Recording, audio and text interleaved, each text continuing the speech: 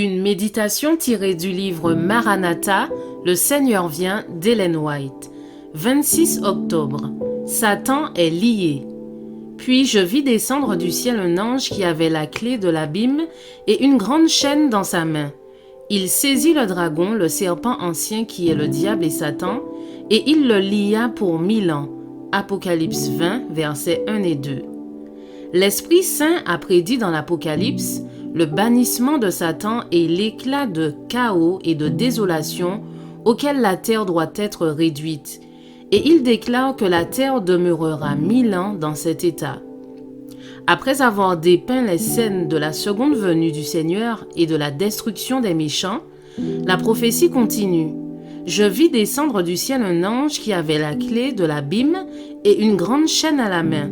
Il saisit le dragon, le serpent ancien, qui est le diable et Satan, et il le lia pour 1000 ans.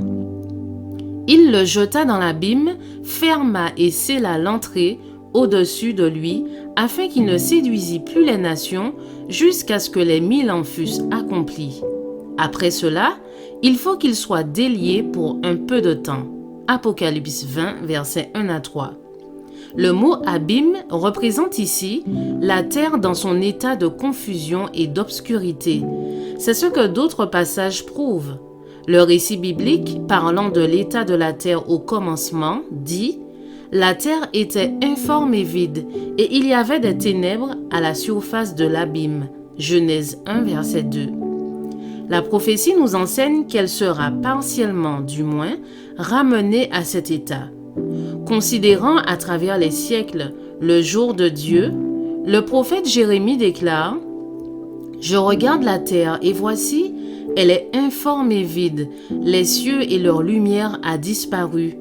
Je regarde les montagnes et voici, elles sont ébranlées et toutes les collines chancellent. Je regarde et voici, il n'y a point d'homme et tous les oiseaux des cieux ont pris la fuite. Je regarde et voici, le Carmel est un désert et toutes ces villes sont détruites. » Jérémie 4, versets 23 à 26. C'est notre terre qui sera pendant 1000 ans la demeure de Satan et de ses mauvais anges. Ayant la terre pour limite, il ne pourra pas se rendre dans d'autres mondes pour tenter et tourmenter des êtres qui ne sont jamais tombés. C'est dans ce sens qu'il est lié. Il ne reste personne sur qui il puisse exercer son pouvoir. Il est entièrement empêché de séduire et de ruiner, œuvre à laquelle il a pris son plaisir pendant tant de siècles. Je vous souhaite une excellente journée, que Dieu vous bénisse.